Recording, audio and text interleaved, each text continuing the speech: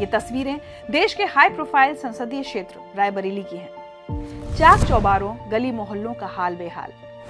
ये वही गांधी परिवार की रायबरेली है। सड़क में गड्ढे या गड्ढों में सड़क, शायद यही उनकी किस्मत है। बीच शहर बदबूदार खुली नालियों के बीच रहना मुहाल है। सीलन से सने मकानों में रहने वाले विकास से अनजान है। बरसों बरस विकास की उम्मीद का दिया जलाए वो पुराने मकान हैं। अब आंखों में ना उम्मीद बची है और ना दिए में रोशनी। फिर भी रायबरेली आ रहे हैं शहजादे लेकर झूठ की चाशनी। भूतकाल के पास वर्तमान को सुनाने के लिए नहीं है कोई कहानी। रायबरेली का भविष्य तो यूं ही रेतीली जमीन पर रेंग रहा है। दशकों से इन लोगों ने सिर्फ एक परिवार को ही जाना है। बार बार हर बार वोट देकर उन्हें ही अपना माई बाप माना है। कभी काम यहां भी होते थे, वो भी एक गुजरा जमाना है।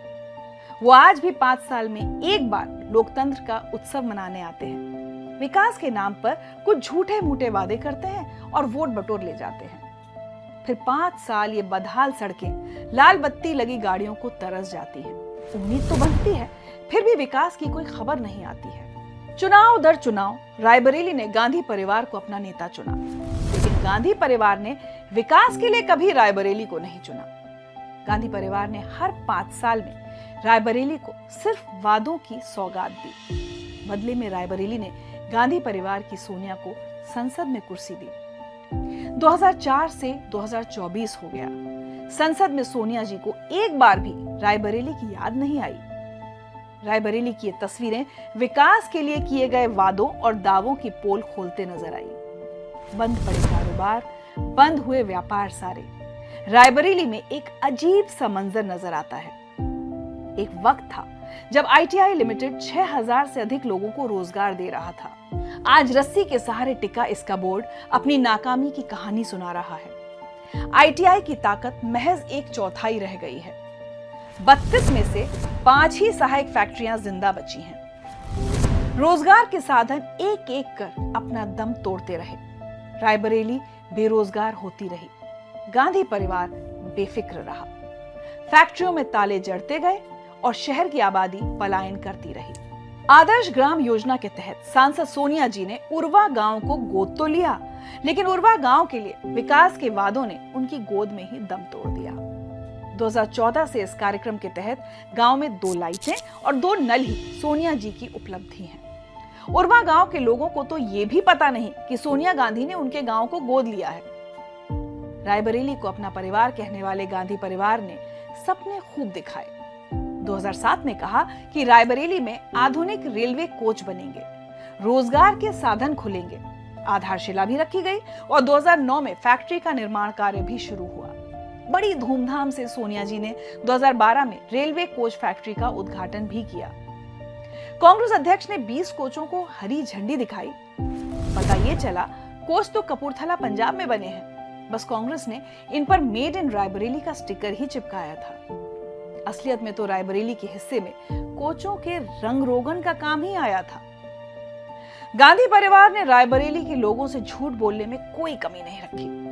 प्रियंका गांधी ने तो दावा किया कि कांग्रेस ने रायबरेली में एम्स खोला है। झूठ पकड़ा गया क्योंकि रायबरेली को एम्स तो फरवरी 2024 में मिला है।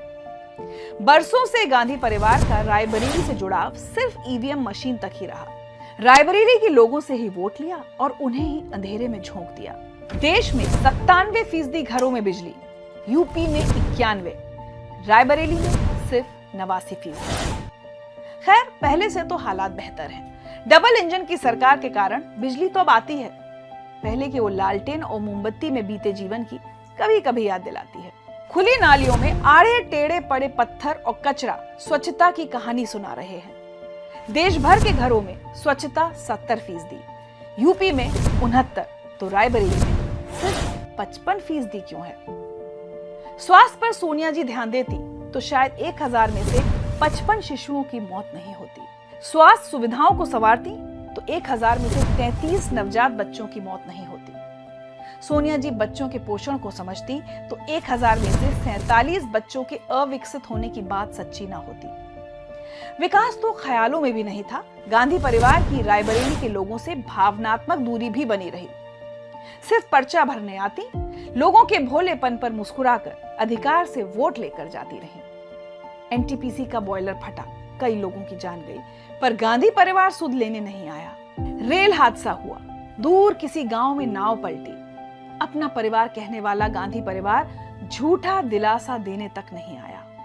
रायबरेली के लोगों को बदहाली दी और लोकसभा की कुर्सी छोड़कर राज्यसभा की कुर्सी पकड़ ली। रायबरेली को जागीर समझकर गांधी परिवार के वारिस ने विरासत के तौर पर सीट अपनी समझ ली। रायबरेली की विरासत भी उन राहुल गांधी को जिन्होंने अमेठी का बेड़ा गर्क किया। बात जब हद से पार निकल गई तब अमेठी की जनता ने उन्हें अमेठी से बेदखल किया। अब रायबरेली में रस्मी चुनाव निभा रहे हैं, जनता से वोट के लिए वादे दोहरा रहे हैं।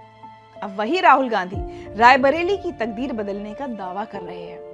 अमेठी से बेदखल राहुल गांधी के वादों पर क्या रायबरेली की जनता एतबार करेगी?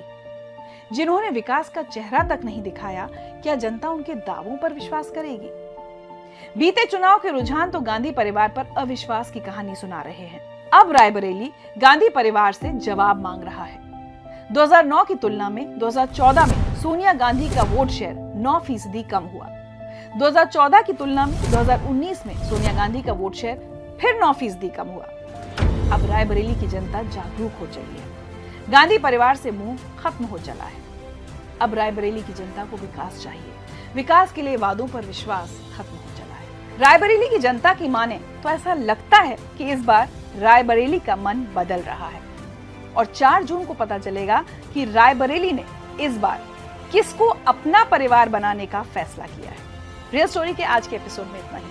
आगे फिर किसी अहम मुद्दे पर रियल स्टोरी के साथ आपसे फिर मुलाकात होगी। तब तक सुखी रहें, स्वस्थ रहें और हाँ, वोट जरूर डालिएगा, क्योंकि ये सिर्फ आपका अधिकार नहीं, आपकी जिम्मेदारी भी है।